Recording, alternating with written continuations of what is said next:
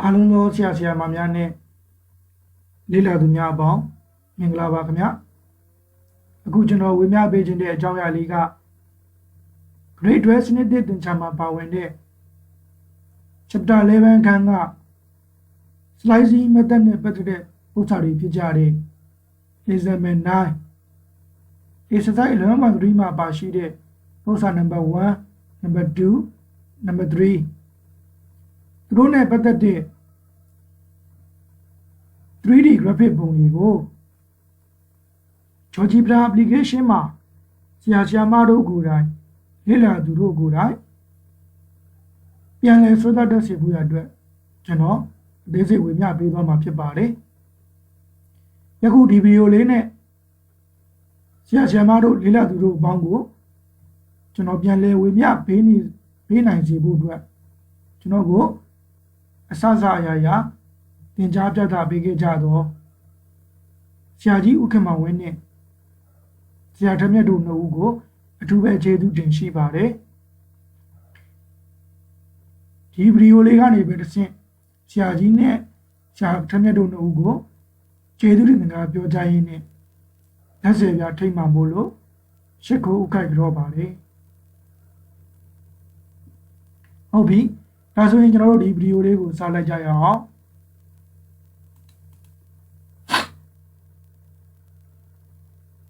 ဒီကကျွန်တော်ဝေမျှပေးမယ်ပု္ပ္ပစာလေးက Exercise 11.3 မှာပါရှိတဲ့ပု္ပ္ပစာ Number 2 ရဲ့ပုတ်ခွဲလေး A နဲ့ပတ်သက်တဲ့ပုံဆွဲသားနည်းကိုဝေမျှပေးမှာဖြစ်ပါတယ် Example 9 ရဲ့ပု္ပ္ပစာ Number 1 ရဲ့ပုတ်ခွဲ A ပုတ်ခွဲ B အစရှိတဲ့သုံးပုဒ်ကိုတော့ကျွန်တော်ဗီဒီယိုတစ်ခုချင်းစီလိုက်အရှိမဝေမျှပေးခဲ့ပြီးဖြစ်ပါတယ်ဟုတ်ပြီကျွန်တော်ပု္ပ္ပစာလေးကိုတော့အသေးစိတ်ဖန်ပြတော့ဘူးလိုအပ်တဲ့အချက်လက်လေးတွေကိုပဲကျွန်တော်ကောက်နှုတ်ပြောကြားပေးမှာဖြစ်ပါတယ်ဟုတ်ပြီဒါကဒီပုံလေးက textbook ထဲမှာပေးထားတဲ့ x win u y win u နှစ်ခုတည်းပါတဲ့ 2D plane မှာမြင်တွေ့ရမယ်ပုံဖြစ်ပါတယ်ပု္ပ္ပစာပေးထားတဲ့ y equal to x နဲ့ y equal to h over 4ဆိုတဲ့ graph နှစ်ခုဘောင်းတဲ့လှုပ်ခြင်းနဲ့ဖြစ်ပေါ်လာတဲ့ဒီ region လေးကပု္ပ္ပစာကပေးထားတဲ့ solid G ရဲ့ base လို့ပြောထားပါတယ်။ပြန်ပြောပါမယ်။အပေါ်က y equal to h ဆိုတဲ့ graph နဲ့ y equal to h over 4ဆိုတဲ့နှစ်ခုအဲ့ graph နှစ်ခုဘောင်းတဲ့လှုပ်ခြင်းနဲ့ဖြစ်ပေါ်လာတဲ့ဒီ region လေးက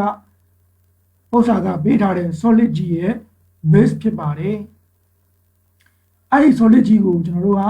cross section နဲ့ပိုင်းဖြတ်ပါမယ်။ဘာပုံရအောင်ပိုင်းဖြတ်မလဲဆိုတော့ isosceles triangle လို့ခေါ်တဲ့နှစ်နားညီတတိကံပုံရအောင်ကျွန်တော်တို့က cross section နဲ့ပိုင်းဖြတ်မှာဖြစ်ပါတယ်။တနည်းအားဖြင့်ကျွန်တော်တို့ slicing လုပ်မှာဖြစ်ပါတယ်။ဟုတ်ပြီ။အဲ့ slicing လုပ်မဲ့နှစ်နားညီတတိကံလေးရဲ့အမြင့်က4 unit ရှိပါတယ်။ဒါဆိုရင်ကျွန်တော်တို့ solid G ကို4 unit အမြင့်ရှိတဲ့နှစ်နားညီတတိကံပုံရအောင်ကျွန်တော်တို့က cross section နဲ့ပိုင်းဖြတ်မယ်တနည်းအားဖြင့် slice လေးတွေလွာလေးတွေပလေးတွေလီးဖြတ်မှာဖြစ်ပါတယ်အဲ့လီးဖြတ်လိုက်တဲ့ cross section လေးတွေက slice ချက်လေးတွေက S ဝင်ရုပ်ပုံတောင်းမကြနေမယ်တနည်းအားဖြင့်ဒီပုံကိုကြည့်မယ်ဆိုရင်အခုဒီမှာမြင်နေရတဲ့အနေအောင်သို့မဟုတ်ပိုင်းအောင်ပေါ့နော်အဲ့ဒီမြင်လေးကကျွန်တော်တို့ slice ပိုင်းဖြတ်မဲ့နနာညီတတိကံလေးရဲ့အောက်ခြေနားဖြစ်ပါတယ်အဲ့ဒီအောက်ခြေနားလေးက S ဝင်ရုပ်ပေါ်တောင်းမကြနေပါတယ်ဒါက 2D plane မှာမြင်တွေ့ရတဲ့ပုံတွေကနည်းငယ်စောင်းနေတာပါတကယ် GeoGebra application မှာကျွန်တော် 3D graphic နဲ့ဆွဲပြတဲ့ခါကျရင်တောင်းမကြနေတာကိုတွေ့ရပါလိမ့်မယ်ဟုတ်ပြီဒါဆိုရင်ကျွန်တော်တို့ကဟောဒီအောက်ခြေနားလေးရဖို့ရအတွက်ဟောဒီ upper cap ဖြစ်တဲ့ y equal to h ကပ်ပေါ်မှာကျွန်တော်ရှိရမယ် point သိရမယ်။နောက် lower cap ဖြစ်တဲ့ y equal to x over 4ဆိုတဲ့ကပ်ပေါ်မှာရှိမယ် coordinate x y z coordinate point သိရမယ်။အဲ့ဒီ point နဲ့ point သိပြီဆိုမှအဲ့ဒီ point နဲ့ point ကိုကျွန်တော်ကဆက်လိုက်ရင်အခုလူမျိုးစက္ကန့်မြင်လေးရမှာဖြစ်ပါတယ်။ဟုတ်ပြီ။ဒါဆိုရင်ကျွန်တော်ပို့ပြီးမြင်သွားအောင် 3D graphic မှာမြင်တွေ့ရတဲ့ပုံလေးကျွန် ကျွန်တော်ပေါ်ပြပေးပါမယ်ဒါကဂျော်ဂျီဗီလာရဲ့ 3D graphic မှာမြင်တွေ့ရမယ့်ပုံဖြစ်ပါတယ်ဟုတ်ပြီဒီအနက်ရောင်မြင်လေးကကျွန်တော်တို့ပိုင်းဖြတ်လိုက်မယ် slide လုပ်လိုက်မယ်နနာညီတိကန်လေးရဲ့အောက်ခြေနားဖြစ်ပါတယ်အဲ့ဒီအောက်ခြေနားလေးရဖို့ရအတွက်ဟောဒီ y equal to x ဆိုတဲ့ upper cap ပေါ်မှာ x1z coordinate point လေးသိရမယ် y equal to lower cap လို့ခေါ်တဲ့ y equal to x over 4ဆိုတဲ့ cap လေးပေါ်မှာရှိနေ x1z coordinate လေးသိရမယ်အဲ့ဒီ coordinate point လေးနှစ်point သိပြီဆိုမှဆက်လိုက်တဲ့အခါအခုလိုကျွန်တော်တို့အောက်ခြေနားလေးရပါလိမ့်မယ်ဟုတ်ပြီဒါဆိုရင်ပေါ်ပြပါကျွန်တော်ပြောခဲ့တဲ့ဟောဒီ x1z coordinate point လေးနှစ် point တီးတီးကိုကျွန်တော်တို့ဘယ်လိုရှာမလဲ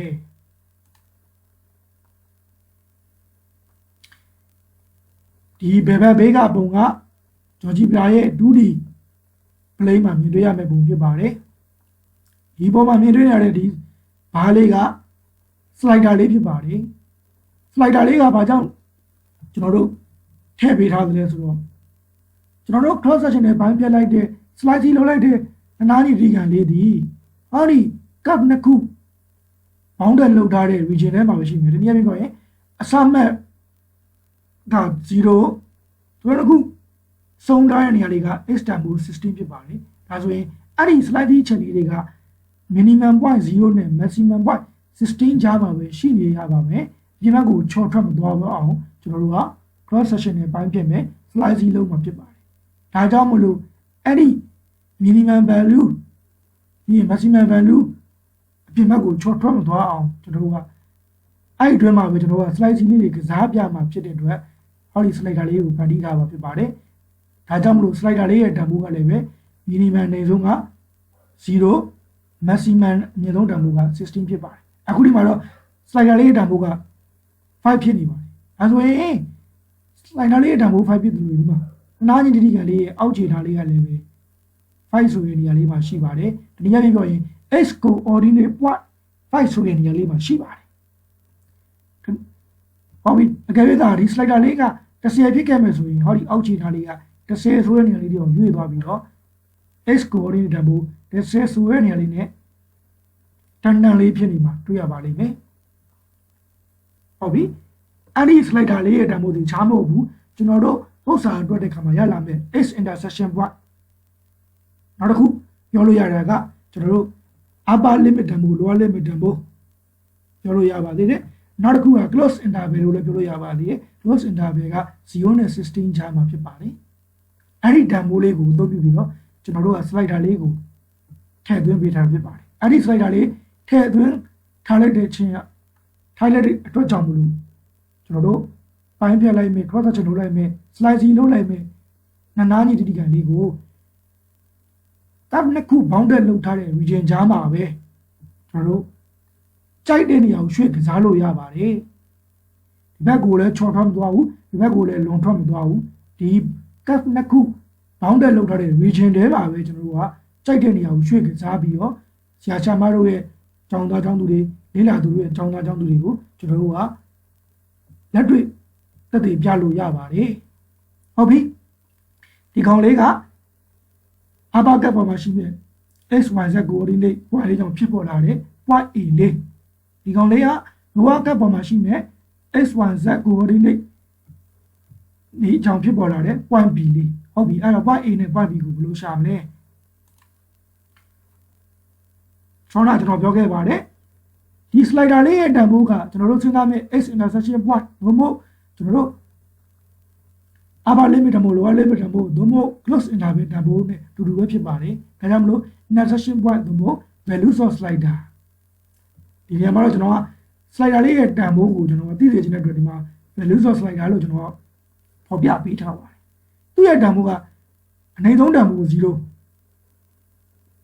အငယ်ဆုံးတန်ဖိုးက16ဒီအောင်ကျွန်တော်တို့ကစားလို့ရတယ်ဟုတ်ပြီလားဆိုရင်ဟောဒီ f4x cap နဲ့ 0x cap ပေါ်မှာရှိနေကျွန်တော်တို့ xyz coordinate ကိုစဉ်းစားရအောင် points on the f4x and 0x ဒီနေ့ပဲပြောရင် xyz coordinate ဒီတွေကိုကျွန်တော်စဉ်းစားမှာဖြစ်တယ်ပထမဆုံးအနေနဲ့ဟောဒီအစိမ်းရောင် cap ဒီနေ့ပဲပြောရင် upper cap ပေါ်မှာရှိနေ point A လေးကိုစဉ်းစားရအောင် point A လေးကိုစဉ်းစားတဲ့အခါမှာ x coordinate ကိုစဉ်းစားတဲ့အခါမှာ x coordinate ဒီချားမဟုတ်ဘူးဗျာဒီမှာ slider လေးရဲ့တန်ဖိုးဖြစ်တယ်လို့ကျွန်တော်တို့က x coordinate ရမှာဖြစ်တယ်ဒီမှာ slider လေးတန်ဖိုးက5ဆိုရင် x coordinate မှာလေ5အကယ်၍ slider လေးရဲ့တန်ဖိုးက10ဖြစ်ခဲ့တယ်ဆိုရင် x coordinate က10ဖြစ်ပါတယ်ဒါကြောင့်မလို့ဒီနေရာမှာကျွန်တော်တို့ကရေဘူးကနေနဲ့ general နေနဲ့ကျွန်တော်က slider လေးရဲ့အမည်ကျွန်တော်ပေးခဲ့တဲ့ m ဆိုတဲ့အမည်လေးနဲ့ကျွန်တော်ဖော်ပြလို့ရပါတယ်တခါဖြစ်ဆက်ပြောရမယ်ဆိုရင်ဆရာမတို့ကလေးလာသူတို့ကကျွမ်းကျင်သွားပြီဆိုရင်နောက်ပိုင်း slider ရဲ့အမည်ကိုအခုကျွန်တော်ထားသလို small letter n နဲ့မထားဘဲနဲ့ကြိုက်ရletter ကိုထားနိုင်ပါတယ်သို့တော့Georgia ရဲ့ input မှာထားခဲ့ပြီးများအပေါ်မှာထားခဲ့ပြီးများရိုက်ခဲ့ပြီးများ input နေနဲ့နာမည်မတူရပါဘူးဒါလေးကိုသိထားပါညာသောအပြင်တော့ slider ကိုထားတဲ့အခါမှာကျွန်တော်တို့ကရေဘူးကနေနဲ့ small letter n လေးနဲ့ကိုယ်စားပြုထားလေးရှိပါတယ်အဲဒါမို့ဒီမှာကျွန်တော် n လေးနဲ့ကိုယ်စားပြုဖော်ပြပေးထားပါတယ်ဟုတ်ပြီဒါဆိုရင် a point ရဲ့ x coordinate ရပြီ y coordinate y ဆိုတာကကျွန်တော် function နဲ့ပြောမယ်ဆိုရင် y ဆိုတာ f of x တို့မျိုး g of x ပါဟုတ်ပြီ x လုံးက f of x ဆိုရင် n ဆိုရင် f of n ပေါ့ဒီနေရာလေးပြောရင်ဟောဒီ n တန်ဖိုးလေးက3ဆိုရင် f of 3 n တန်ဖိုးလေးက5ဆိုရင် f of 5ဆိုပြီးတော့ကျွန်တော်တို့ကရမှာဖြစ်တယ်ဒါဆိုရင် point A လေးနဲ့ပတ်သက်ပြီးတော့ x coordinate y coordinate ကိုရမယ်လို့ထင်ပါတယ်နောက် z coordinate တန်ဖိုးက0ဖြစ်ပါတယ်ဟုတ်ပါတယ်ဘာကြောင့်လဲဆိုတော့ဟောဒီ 3D graphic မှာပဲကြည့် 2D graphic မှာပဲကြည့်မြင်တွေ့နေရတဲ့ဟောဒီ graph နှစ်ခုဒီ hy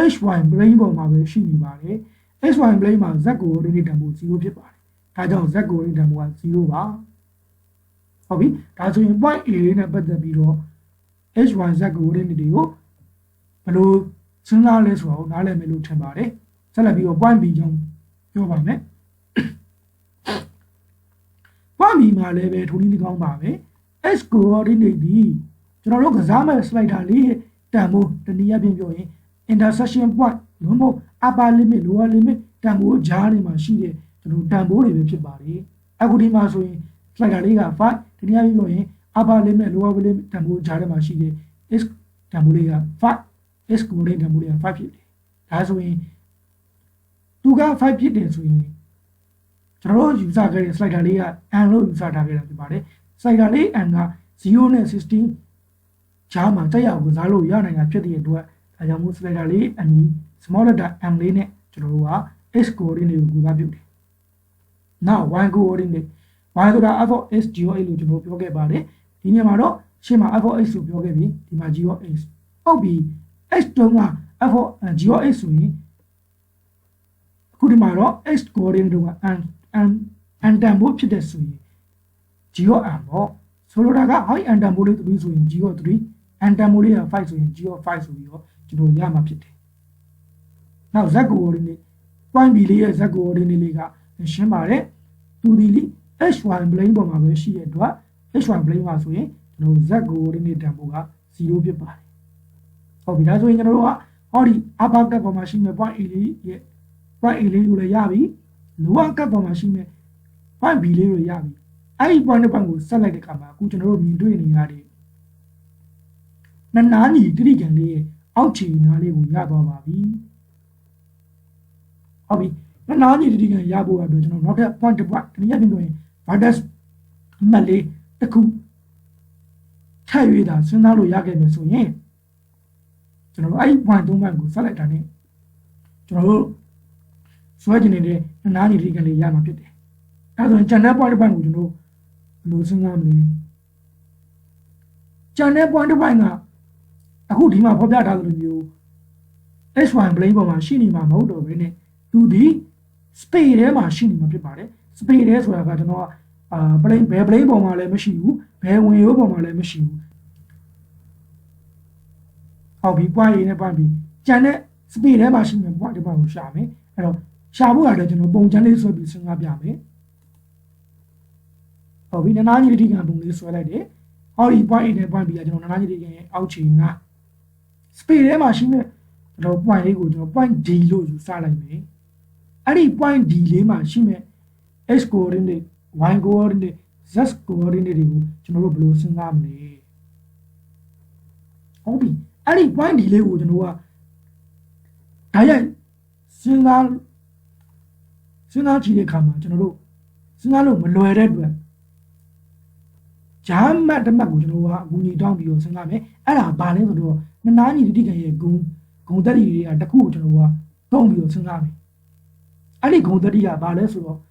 နနာညီတိကံတစ်ခုရဲ့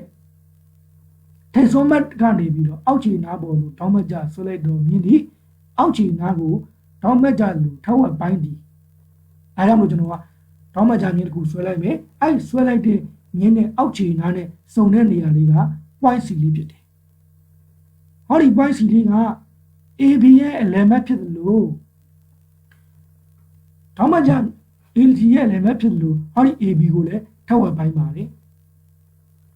ပြန်ပြောပါမယ်ဟောဒီ point D ကနေဆွဲလိုက်တဲ့မြင်းက AB ကိုထောက်ဝက်ပိုင်းလိုမျိုးဟောဒီ AB မြင်းပေါ်မှာရှိမဲ့အလယ်မလေးပဲဖြစ်ပါလေဟုတ်ပြီ point D ကိုရဖို့ရအတွက်အခုကျွန်တော်တို့စဉ်းစားလိုက်တဲ့ဂုံတတိအချက်ဖြစ်တဲ့ point C ကိုရမယ်ဆိုရင် point D ကကျွန်တော်တို့လိုတဲ့ကူလေးရတော့မှာဖြစ်ပါတယ်ဟုတ်ပြီ point C ကိုဘယ်လိုရှာမလဲ point C ကအောက်ခြေနာ AB ရဲ့လက်မှတ်ဆိုရင် mid point ဆိုရင်တော့ point C ကိုကျွန်တော် mid point formula သုံးပြီးရှာလို့ရနိုင်တာပေါ့ဒါကြောင့်မလို့ mid point ဒီနေ့ point C ကိုကူတော့ပြအတွက် C equal to ကျွန်တော် mid point formula ကိုကျွန်တော်ရေးလိုက်တယ်ဟုတ်ပြီရေးလိုက်တဲ့ h1 h2 y1 y2 z1 z2 စရှိတဲ့တန်ဖိုးတွေကိုကျွန်တော်စာသွင်းတော့မယ် h1 ဆိုတာက h1 ပဲဖြစ်ဖြစ် h2 ပဲဖြစ်ဖြစ်အဲ့ဒီ h ကိုလေးတန်ဖိုးတွေဒီကျွန်တော်တို့ရှေ့မှာကျွန်တော်ပြောခဲ့တဲ့ slider လေးကစားမဲ့ interval ကြားမှာရှိနေမဲ့ကျွန်တော်တို့တန်ဖိုးတွေပဲဖြစ်တယ်လို့ပြောခဲ့တယ်ဒါကြောင့်လို့ h1 က m ဖြစ်ခဲ့လို့ရှိရင် h2 လည်း m နောက် h1 က1ဆိုရင် h2 လည်း1ဘာကြောင့်လဲဆိုတော့ slider လေးရွေးသလောက်ဟောဒီ A မှတ်မှာရှိမဲ့ x1 ရော B မှတ်မှာရှိမဲ့ x2 ရောကကျွန်တော်ကတူတူပဲလိုက်ရွေးမှာ h တန်ဖိုးတူတူပဲဖြစ်နေမှာဖြစ်တဲ့အတွက် h1 က1ဆို h2 လည်း1အကယ်၍ h1 က m ဆိုရင် h2 လည်း m ပေါ့ဒါဆိုရင်ကျွန်တော်တို့ရှေ့က x ကိုရင်းနေရy1 y2 ဟုတ်ပြီ x1 က1ဆို y1 ဖြစ်တဲ့ f4 y1 က f4 1ပေါ့ h2 က1ဆိုရင် y2 ဖြစ်တဲ့ g2 g1 ကလည်း g2 ပေါ့ဒါကြောင့်မလို့ဒီမှာ n ဆိုရင် f4n ဒီမှာ h2 က n ဆိုရင် y2 က g1n ဆိုကျွန်တော်တို့က channel ကျွန်တော်တို့စဉ်းစားထားလို့ရပါတယ် z coordinate ကရှင်းပါတယ်0ပါဟုတ်ပြီဒီကနေ့ကျွန်တော်တို့ဆက်ပြီးရှင်းလိုက်တဲ့အခါမှာ point C လေးရဲ့ coordinate တန်ဖိုးကကျွန်တော်တို့ကဘာရလဲဆိုတော့ n, 1/2 multiplies f4n plus g1n, 0 ဆိုပြီးရပါတယ်ဟုတ်ပြီခုရလာတဲ့ point C လေးကိုနားလည်ပြီဆိုရင် point C လေးမှာရှိနေတဲ့ x coordinate y coordinate အစရှိတဲ့အဲ့ဒီ coordinate နှစ်ခုဒီ point D လေးမှာရှိမဲ့ x coordinate y coordinate နဲ့နှစ်ခုလုံးကအတူတူပဲဖြစ်ပါတယ်ဘယ်နေရာမှာလွဲသွားဆိုတော့ z coordinate လေးပဲလွဲသွားလိမ့်မယ်ဟုတ်ပြီဒါဆိုကျွန်တော်ဟုတ်ပြီ point D လေးက point D လေး x coordinate ကလည်းဒီမှာ point C မှာရှိတဲ့ x coordinate နဲ့အတူတူပဲ y coordinate ကလည်းဒီ point C မှာရှိတဲ့ y coordinate အတူတူပဲသို့တော့ z coordinate ကတော့ဒီကောင်က point C က xy လိမ့်ပေါ်မှာရှိတဲ့အတွက် z coordinate က0ခုကျွန်တော်တို့စဉ်းစားမဲ့ point D က space ထဲမှာရှိတယ် space ထဲမှာရှိတဲ့တနည်းအားဖြင့်ပြောရင်ကျွန်တော်တို့နားညီတိကံလေးရဲ့အမြင့်တန်မှုကိုလိုချင်တာဖြစ်တဲ့သူဒီ z ဝင်ရိုးနဲ့အပြိုင်ဖြစ်နေပြီဒါကြောင့်ဥစ္စာကလည်းပြောထားပါတယ်4 unit အမြင့်ရှိတဲ့နားညီတိကံလို့ပြောတဲ့အတွက်ဒါဆိုရင် z coordinate နေရာမှာ4ဖြစ်ပါတယ်ဟုတ်ပြီအခုဒီနေရာမှာတော့ point C နဲ့ point D အဲ့ point နှစ် point မှာ x coordinate y coordinate point နှစ်ခုတူတယ်လို့ပဲကျွန်တော်အကြမ်းမြင်သိထားပါအားကြောင့်တူလဲဆိုတာကိုကျွန်တော်GeoGebra application မှာအသေးစိတ်ဆွဲပြတဲ့အခါမှာထပ်မံပြီးတော့အသေးစိတ်ကျွန်တော်မြင်လာအောင်ပြသပေးပါမယ်အခုဒီမှာတော့ point D မှာရော point C မှာရော x coordinate y coordinate တန်ဖိုးနှစ်ခုလုံးတူတယ် z coordinate ပဲကွဲသွားတယ်ဆိုတာကိုသိထားရင်ပဲလုံလောက်ပါပြီပို့ပြီးသိကြတော့အောင်ကျွန်တော် GeoGebra application နဲ့လက်တွေ့ပြဆွဲထားတဲ့အခါကျမှကျွန်တော်အသေးစိတ်ထပ်ပြောပါမယ်ဟုတ်ပြီဒါဆိုရင်ကျွန်တော်တို့က point C လဲရပါပြီ point ဒီလေရလာပြီဆိုရင်ကျွန်တော်တို့ကအဲ့ဆက်30ကို point 3 point ပေါ့နော် point 3 point ကိုကျွန်တော်တို့ကဆက်လို့ရဆက်လိုက်တဲ့အခါမှာအခုမြင်တွေ့နေရတဲ့အတိုင်းပဲနှစ်နားညီတိတိကျကျလေးရပါပြီပို့ပြီးတခြားတော့ခုဖြစ်ပေါ်လာတဲ့အနားလေးတွေတန်ဖို့ကျွန်တော်ပေါ်ပြထားတဲ့အခါမှာတနား 4.03 တနားလည်း 4.03 နှစ်ခုလုံးအနားတန်ဖို့တူပါတယ်ဒါဆိုရင်သိကြပါပြီခုကျွန်တော်တို့ရတဲ့ point delay မှာရှိတဲ့ point နဲ့ကျန်တဲ့ point A နဲ့ point B ကိုဆက်တဲ့အခါမှာဖြစ်ပေါ်လာတဲ့တတိယလေးကနှစ်နားညီတတိယဆိုတာကျွန်တော်သိကြသွားပါပြီဟုတ်ပြီဒါကကျွန်တော်တို့နှစ်နားညီတတိယဒါလေးကိုကျွန်တော်တို့ကပုံပြီးမြင်သာသွားအောင်ကျွန်တော်တို့ခုနရှင်းမှာပြောခဲ့တဲ့ slider လေးနဲ့ကျွန်တော်ဖန်တီးပြီးအချက်လေး slide ဒီအချက်လေးတွေကျွန်တော်ကစားပြတဲ့အခါမှာအကြောင်းသားတွေပုံပြီးမြင်သာသွားပါတယ်ဒီကောင်လေးက slider လေးကိုကျွန်တော်ကတစ်ချက်တည်းပဲကစားတာဖြစ်နေပါတယ်ဟုတ်ပြီဒီလိုလေးကျွန်တော်တိကန်ပုံလေးနှစ်နားညီတိကန်ပုံလေးတွေအချက်လေး slide ကြီးအလွာပလေးတွေကျွန်တော်ပိုင်းဖြစ်တယ်ဆိုတာကိုအဲ့ဒီပိုင်းဖြစ်တယ်ဆိုတာလေဟောဒီ cut နှစ်ခု bounded လောက်ထားတဲ့ region ကြားမှာပဲရှိပါလိမ့်မယ်ဒီဘက်လုံထွက်သွားတာတို့ဒီဘက်ကျော်ထွက်သွားတာတို့မရှိပါဘူးဟုတ်ပြီတကယ်တော့ကျွန်တော်တို့သိထားမှာကအဲ့ဒီ slide ကြီးချက်လေးတွေအခုပုံမှန်မြင်တွေ့နေကြရတယ်လို့ interval ဂျာလက်အများကြီးမရှိပါဘူးတစ်ခုနဲ့တစ်ခုဥကတ်စွာရှိပါလိမ့်မယ်ပို့ပြီးမြင်တော့နောက်တစ်ခုနဲ့ပြပါမယ်ဒီမှာမြင်တွေ့နေရတယ်လို့နားညီဒီကန် slide ချက်လေးတွေကတစ်ခုနဲ့တစ်ခုပြတ်သိပ်စွာရှိနေပါတယ်အဲ့လိုမျိုးရှိနေတဲ့အခါမှာကျောင်းသားတွေကိုပြတဲ့အခါမှာမျက်စိရှုပ်မှာဆိုလို့ကျွန်တော်ကဆောင်းတာက PowerPoint slide မှာကျွန်တော် interval တွေနည်းငယ်ချားတာခြင်းဖြစ်ပါတယ်။ဟုတ်ပြီနောက်တဲ့ကျွန်တော်ရှုထောင့်မျိုးသုံးကနေပြပါအောင်မယ်။ဒါကကျွန်တော် 3D graphic မှာကျွန်တော်လှည့်ပြီးပြတာဖြစ်ပါတယ်။စိုက်ရပြနိုင်ပါတယ်။ဒီမှာလည်းပဲကျွန်တော်ရှုထောင့်ပေါင်းစုံဘက်ပေါင်းစုံကနေပြီးကျွန်တော်ဒီမှာနားညီဒီကန်လေးကို slide ချက်လေးတွေဒီကြားထဲမှာပိုင်းဖြတ်ထားတာလေးကိုမြင်သာအောင်ကျောင်းသားကျောင်းသူတွေကိုပြလို့ရအောင်ကျွန်တော်ထပ်မံဖော်ပြပေးထားပါတယ်ဟုတ်ပြီအခုကျွန်တော်ရှင်းပြခဲ့တဲ့ PowerPoint slide လေးတွေကိုနားလည်သွားပြီဆိုရင်အခုကျွန်တော်တို့ရှာခဲ့တဲ့ point A တို့ point B တို့ point C တို့ point D တို့စရှိတဲ့ point 4 point နောက်ပြီးတော့ကျွန်တော်တို့ဖန်တီးခဲ့တဲ့ slider လေးအဲ့ဒီအချက်၅ချက်ကိုသုံးပြီးတော့ဂျော်ဂျီဘာမှာကျွန်တော်အသေးစိတ်ဆွဲပြပါတော့မယ်ဒါဆိုကျွန်တော် PowerPoint လေးခဏပိတ်လိုက်ပါပြီဟုတ်ပြီဂျော်ဂျီဘာ application ကိုဖွင့်လိုက်တဲ့အခါမှာယခုလို S1U နဲ့ Y1U နှစ်ခုတည်းပါတယ် 2D plane ကိုမြင်တွေ့ရမယ်ဒီဘက်ဘယ်ဘက်ဆောင်ကတော့ Algebra panel ဖြစ်ပါတယ် Algebra panel ကဘယ်လိုလုပ်လို့လဲဆိုတော့ဆရာဆရာမတို့လေ့လာသူတို့ input မှာရိုက်နေလိုက်တဲ့ command တွေ function တွေကျွန်တော်တို့အဲ့ဒီ function တွေကိုရိုက်နေလိုက်တဲ့ function တွေ command တွေဒါမှန်မှန်ကန်ကန်ဖြစ်ခဲ့လို့ရှိရင်ဒီ Algebra panel မှာလာရောက်ပြီးတော့ဖော်ပြပေးပါတယ်အကယ်၍ input မှာရိုက်နေတာတစ်ခုခုလို့အချက်ရှိလို့မှားရနေတယ်ဆိုရင် Algebra panel မှာဖော်ပြပေးခြင်းမရှိပါဘူးဟုတ်ပြီအခုမြင်တွေ့နေရတဲ့ Algebra application မှာဆိုရင်ဆရာဆရာမတို့လေ့လာသူတို့အနေနဲ့ဒီ slow font size လေးနည်းငယ်သေးနေမယ်လို့ထင်ပါတယ်ကျွန်တော် slow font size လေးကြီးပြပါမယ်တလက်စာတွေ slow font size အကြီးသေးလို့တဲ့စတီလေးကိုလည်းကျွန်တော်ပြောပါမယ်အခုကျွန်တော် pointer ထောက်ပြထားတယ်အများလေးထောက်ပြထားတယ်ဒီလေး file edit view option ဆိုတဲ့ကျွန်တော် setting လေးတွေရှိပါတယ်အဲ့ဒီ setting လေးတွေကမှကျွန်တော် option ဆိုတဲ့ setting လေးအခုကျွန်တော် pointer ထောက်ပြထားတဲ့နေရာလေးသူ့ကို mouse ရဲ့ left click လေးချက်နေလိုက်ပါဒီမှာဆို font size တွေ့ပါပြီဂျော်ဂျီဘရာရဲ့ original font size က12ဖြစ်ပါတယ်အဲ့တော့ကျွန်တော်ဒီမှာ80လောက်ထားလိုက်မယ်ဒါလို့ဆိုရင်ဆရာဆရာမတို့ကြည့်ရှုသူလေ့လာသူတို့အနေနဲ့စလုံး font size လေးနည်းငယ်မြင်တွေ့ရလောက်ပြီထင်ပါတယ်ဟုတ်ပြီဆက်လက်ပြီးတော့အခုကျွန်တော်တို့စဉ်းစားမှာက slicing method နဲ့ပတ်သက်တဲ့ 3D graphic ပုံတွေကိုစဉ်းစားမှာဖြစ်တယ်အခု George Brown က 2D graphic ပဲရှိနေသေးတယ်ဒါဆိုရင် 3D graphic ကျွန်တော်ဖွင့်ပေးရမယ်ဘယ်လိုဖွင့်ပေးရမလဲဆိုတော့အခုကျွန်တော်ဆောင်းတာကျွန်တော်ပြောခဲ့တဲ့ file edit view option အစရှိတဲ့အပေါ်ဆုံးမှာမြင်တွေ့ရတဲ့ setting လေးတွေကမှတတိယမြောက် view ဆိုတဲ့ setting လေးကိုကျွန်တော် mouse ရဲ့ left click ဘယ်ဘက် click လေးကိုနှိပ်ပြီးပါเนาะဒီလိုကမှ graphic do 3D graphic ဆိုတွေ့ပါလိမ့်မယ်ကျွန်တော်တို့က 3D graphic ကိုဆွဲမှာဖြစ်တဲ့အတွက်အောက်ဆုံးက 3D graphic ကိုတစ်ချက်ရွေးပေးပါဟုတ်ပြီဒါဆိုရင်ကျွန်တော်ဒီမှာညာဘက်မှာဝင်ရိုး3ခုပါတဲ့ 3D graphic ကိုမြင်တွေ့ရပြီ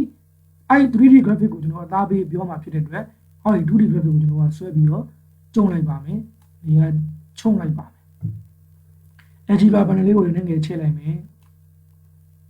ဟုတ်ပြီအခုမြင်တွေ့နေရတဲ့ 3D graphic မှာမြင်တွေ့နေရတဲ့ဒီ plane ကြီးကရှားမဟုတ်ပါဘူး XY plane ပါအဲ့ဒီ plane ကိုဖျောက်ချင်လဲဆိုရင်ကျွန်တော်ကလွတ်တဲ့နေရာလေးမှာဘယ်ဘက် click ကိုတစ်ချက်နဲ့ပြီးရင်ညာဘက် click တစ်ချက်နဲ့ဒီမှာတတိယမြောက် plane လေးကိုရွေးပေးလိုက်ရင်ဒီမှာ plane ပြောက်သွားပါပြီဟုတ်ကဲ့ဒီလောက်ဒီနားလည်မယ်လို့မျှော်လင့်ပါတယ်ဟုတ်ပြီဒါဆိုရင်ကျွန်တော် input မှာကျွန်တော်တို့ရှာခဲ့တဲ့ point A point B point C ကိုရိုက်ခင်ပုံစံပေးထားတဲ့ curve ကိုရိုက်ပါမယ်ပထမဆုံး y equal to root x y equal to x over 4တက်ရအောင်ရိုက်နေပါတယ်သို့တော်ဒီမှာတော့ကျွန်တော်က upper cap ကိုပဲအသားပေးပြီးတော့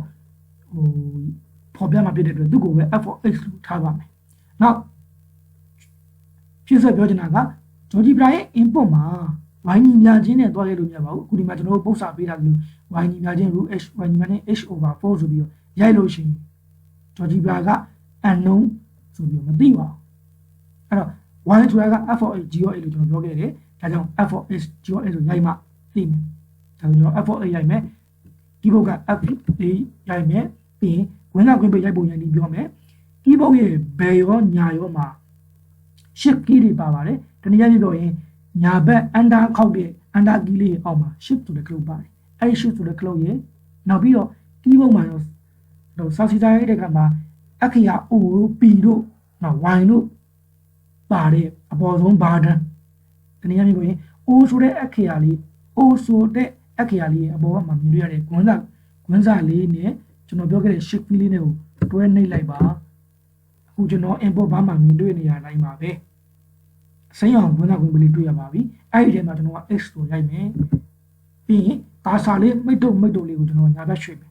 အဲ့တော့ရွှေ့တာက under key ရဲ့အောက်မှာဘယ်ညာရွှေ့တဲ့ညာပါတယ်အထက်အောက်ရွှေ့တဲ့ညာပါတယ်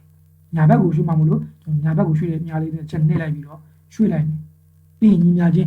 င်းကတော့ဟို back space ခလုတ်ရဲ့ဘယ်ဘက်ကမှာပါပါတယ်အပေါင်းလက္ခဏာလေးနဲ့အထက်အောက်လေးရှင်းတွဲပြထားပါတယ်အဲ့ကောင်လေးနှိပ်လိုက်မယ်ဆိုရင်ညီမြချင်း f of x ဟုတ်ပြီ f of x ကျွန်တော် upper cap ဖြစ်တဲ့ root x ကိုရေးမယ်ဟုတ်ပြီ root လိုက်ပုံရိုင်းပြီးကျွန်တော်ထပ်ပြောမယ် root ဆိုတာ square root ကိုအဓိပ္ပာယ်ပြောပါပြောချင်းဖြစ်ပါတယ်အဲ့တော့ square root ကိုအတူခေါ်ရေးမယ်ကျွန်တော်က keyboard ကနေ s ရေ q ရေ r ရေရိုက်လိုက်တဲ့ခါမှာအခုမြင်တွေ့နေရတဲ့အတိုင်းပဲအမှကျွန်တော်က screen record ဘားတဲ့ခါမှာအပြည့်မပါဘူးအခုမြင်တွေ့နေပြအောင်လေးနှိပ်လိုက်မယ်အဲ့မှာ s to rd ဆိုတာချားမဟုတ်ကျွန်တော်ခေါ် root လို့ခေါ်နေတဲ့ square root ရဲ့ shortcut လေးဖြစ်တယ်အဲ့တော့ဟောဒီပြန်အောင်လေးထဲမှာကျွန်တော်တို့ရိုက်ချင်တဲ့ variable root h လား root 16လား root 9လားအဲ့ကြိုက်တာကိုကျွန်တော်ကရိုက်ရမှာဖြစ်တယ်အခုဒီမှာကျွန်တော် root h လို့ပြောတယ်အဲ့အပြန်လေးတွေကိုကျွန်တော်က h လို့ရိုက်လိုက်မယ်ဒါဆိုရင် s to rd ဝင်ထဲမှာ h လို့တွေ့ရမယ်ဟုတ်ပြီ under မခေါက်မချင်းအခုဒီမှာ algebra panel မှာလာမပေါ်သေးဘူးเนาะဒါဆိုကျွန်တော် under ခေါက်လိုက်မယ်ဟော algebra panel မှာလာရောက်ပြတာနေပြီဒီမှာ f of h function ရဲ့ label ဖြစ်တဲ့ f လေးလည်းပေါ်ပြပေးထားတယ်ဒီမှာလည်းပဲဒီမှာ f of h function ရဲ့ label ဖြစ်တဲ့ f ကိုပေါ်ပြပေးထားတယ်ဆက်လိုက်ပြီးတော့ဒုတိယကဖြစ်တဲ့ g of x g ရဲ့ကျွန်တော်ပြောခဲ့တဲ့ shape ရဲ့ကွန်းကခုံလေးအတွင်းနေမယ်အဲ့ဒီအတွင်းမှာ x ရိုက်မယ်ပြီးညာဘက်ရွှေ့ရများလေးချက်နေမယ်ပြီးရင် back space ရဲ့ဘယ်ဘက် back space ခလုတ်ရဲ့ဘယ်ဘက်ကမှရှိတဲ့ကောင်လေးနေမယ် h by 4 h ဟုတ်ပြီအပိုင်း game လို့ရိုက်မယ်အပိုင်း game ရိုက်ပုံရည်ကြီးကကျွန်တော်တို့ under key ရဲ့အောက်မှာ shift ခလုတ်ရှိပါတယ်အဲ့ဒီ shift ခလုတ်လေးရဲ့ဘယ်ဘက်ဘေးကရဲ့မှာကျွန်တော်တို့ question mark လေးနဲ့မြင်းဆောင်လေးနဲ့ကျွန်တော်တို့နှစ်ခုပါတယ်ခလုတ်လေးတွေ့ပါလိမ့်မယ်အဲ့ဒီခလုတ်လေးကိုပဲနှိပ်ပြီပါပြန်ပြောမယ် under key ရဲ့အောက်မှာ shift ဖြစ်ရဲ့ shift key ရဲ့ဘယ်ဘက်မှာရှိတဲ့ question mark ရဲ့မြင်းဆောင်ပါတယ်နှစ်ခုပါတယ်ခလုတ်လေးရှိတယ်အဲ့ဒီခလုတ်လေးကိုတစ်ခုတည်းနှိပ်ပြီပါပြီးရင် for ပြီး under လေးခေါက်လိုက်မယ် ဒါဆိုရင် g of x equal to h over 4ဆိုတဲ့ကတ်ရပြီဒီမှာလည်းပဲ 2D မှာလည်းပဲ g of x ကတ် 3D မှာလည်း g of x ကတ်မြင်တွေ့ရဟုတ်ပြီခုပုံမှန်မြင်တွေ့တာလေ level လေးတွေဖြစ်တဲ့ f to g တွေကိုကျွန်တော်ကဖြောက်လိုက်မယ်ဖြောက်ပုံဖြောက်နည်းကျွန်တော်ပြောမယ်ဘာလို့ဖြောက်တဲ့လဲဆိုတော့နောက်ပိုင်းကျွန်တော်တို့point တွေနောက်က slide ချက်တွေနောက်ကကျွန်တော်တို့ input တွေများလာတဲ့ခါမှာမျက်စိအမြင်ရှုပ်သွားလိမ့်မယ်။တောင်းသားရနေလည်းမျက်စိအမြင်ရှုပ်ပြီးတော့ထွေးသွားနိုင်တာဖြစ်တဲ့အတွက် label လေးတွေကိုတက်နိုင်ဆုံးကျွန်တော်ဖြောက်မယ်။ဘယ်လိုဖြောက်မလဲ။ပထမဆုံးကျွန်တော် f(x) ကနေ label ဖြောက်မယ်ဆိုရင် f(x) ကိုကျွန်တော်ကဘယ်ဘက်ကလေးတစ်ချက်နှိမ့်မယ်ပြီးရင်ညာဘက်ကလေးတစ်ချက်နှိမ့်မယ်။ဒုတိယမြောက် show label လေးနှိမ့်လိုက်မယ်ဆိုရင်ဟောဒီမှာ f ဆိုတဲ့ label လေးပျောက်သွားပြီ။ဒီဘက်မှာလည်းပျောက်သွားတယ်။နောက် g us ကို label ဖြောက်ချင်တယ်ဆိုရင် gy ကိုဘယ်ဘက်ကလေးတစ်ချက်နှိမ့်ပြီးရင်ညာဘက်ကလေးတစ်ချက်နှိမ့်ဒုတိယမြောက် show label လေးတစ်ချက်နှိမ့်လိုက်ရင်ဟောဒီမှာ g ဆိုတဲ့ label လေးပျောက်သွားပြီဟုတ်ပြီအခုဒီမှာကတော့ကျွန်တော်ကောက်တွေကိုကြည့်တဲ့အခါမှာ f(x) နဲ့ g(x) နဲ့ကိုကျွန်တော်စုံတဲ့နေရာထိကျွန်တော်မမြင်သာနိုင်ဘူးမြင်သာအောင်လုပ်ပြမယ်เนาะကျွန်တော်လုပ်ပြမယ်အခုဒီလိုလေးထားတာကမှ graph နှစ်ခုကြားကွာဝေးလေးကရှင်းရှင်းလင်းလင်းကျွန်တော်မြင်တွေ့ရသေးတယ်ဟုတ်ပြီအဲ့ဒီ graph တစ်ခုစုံတဲ့နေရာလေးကိုကျွန်တော်ရအောင်လုပ်မယ်ဘယ်လိုလုပ်မလဲ mouse မှာပါတဲ့ဘယ်လုံးလေး scroll bar လေးကိုကျွန်တော်ကအောက်ကကိုလှည့်ယူတဲ့ခါမှာဟောဒီမှာ f(x) နဲ့ g(x) နဲ့ graph နှစ်ခုစုံတဲ့နေရာရောက်ပြီဗျာသို့တော်ဒီမှာ graph နှစ်ခုကြားကွာဝေးကိုမြင်သာအောင်ကလေးတွေကိုမြင်သာအောင်ပြဖို့ရအတွက်ကျွန်တော်တို့အနှံ့ငယ်ကျွန်တော်တို့ပူးကတ်သွားပါတယ်အခုဒီမှာက graph ရှိသေးတယ်ကျွန်တော်တို့ slide ကြီးလုံးမဲ့အချက်လေးတွေရလာပြီဆိုရင်ပို့ပြီးပြတ်သိမ့်သွားမှာဖြစ်တဲ့အတွက်ဟောဒီ graph နှစ်ခုစုံတဲ့ intersection point လေးတွေကိုကျွန်တော်မထားတာကောင်းပါတယ်တကယ်ရင်ပြောရင်တော့ပို့ပြီးအမြင်ရှင်းနေချင်လို့ပါเนาะဟုတ်ပြီဒါဆိုရင်ကျွန်တော်ကဒီကောင်လေးကိုဘယ်လိုပြန်ချက်မယ်ဆိုတော့အဲ scroll bar လေး mouse မှာပါတဲ့ scroll bar လေးကိုကျွန်တော်ပြန်ပြီးတော့ပင်လုံးလေးကိုပေါ်ပြန်တင်လိုက်ရင်ဒီမှာဒါဆိုရင်ကျွန်တော်ကအနှဲငယ်ဒီမှာ region လေးရပါเนาะ graph နှစ်ခုကြား region လေးကကျွန်တော်နည်းနည်းအကွာဝေးလေးဖြစ်သွားတဲ့ပို့ပြီးမျက်စိအမြင်ရှင်းပါတယ်ဟုတ်ပြီ point A လေးကိုစရိုက်တော့မယ် point A လေးကိုစမြိုက်ခင်မှာ point A မှာပါမဲ့ x coordinate တွေကျွန်တော် slider ပေါ်မှာမူတည်ရဲလို့ပြောပါတယ်အဲတော့ slider လေးတန်ပြီးစောင့်အဲ့ဒီ slider လေးကိုလည်းပဲအခုကျွန်တော်ဒီမှာဒီဗီဒီယိုမှာ small letter n နဲ့ကိုစားပြုပြီးမြဲဆရာမတို့လေးလာသူတို့ကနောက်ပိုင်းကျွမ်းကျင်သွားတဲ့ခါမှာကြိုက်ရအခရာကိုထားနိုင်ပါတယ်သို့တော့အပေါ်မှာထားခဲ့တဲ့ f တို့ g တို့တော့ထားပြီးသားဖြစ်တဲ့အတွက်တူအောင်ထားလို့မရပါဘူး a လည်းထားလို့ရတယ် b လည်းထားလို့ရပါတယ်သို့တော့ကျွန်တော်ကတော့slider ထားတဲ့ကမှာ small letter n နဲ့ပဲကျွန်တော်ထားတာရှိပါတယ်အဲ့တော့ n ပြီးတော့လည်းကျွန်တော် enter ခေါက်လိုက်ပြီးရင်ပေါ်လာတဲ့ create slider view ချက်ကျွန်တော်ဘယ်ဘက်ကလေးနဲ့ရွေးလိုက်မယ်ဒါဆိုရင် slider လေးရပြီအဲ့ဒီ slider လေးရဲ့တန်ဖိုးကအခုဒီမှာအနည်းဆုံးကအနှုတ်9 maximum အမြင့်ဆုံးကအပေါင်း9ဖြစ်နေတယ်ဒါဆိုရင်ကျွန်တော်တို့စဉ်းစားမဲ့ region ကပါလဲဆိုတော့ x တန်ဖိုး0နဲ့ x တန်ဖိုး16ဆိုတဲ့ဂျားမှာပဲရှိရမယ်လို့ပြောတယ်တနည်းအားဖြင့်ပြောရင် slider လေးရဲ့အနေဆုံးတန်ဖိုးကကျွန်တော်တို့ဆိုလိုတာဖြစ်ရမှာ0အမြင့်ဆုံးက16ပေါ့နော်ဒါဆိုရင်အဲ့ဒီ slider လေးရဲ့ interval ပေါ့နော်သူရဲ့ maximum တန်ဖိုး minimum တန်ဖိုးကိုကျွန်တော်ကပြန်ပြီးချိန်ပေးရမယ်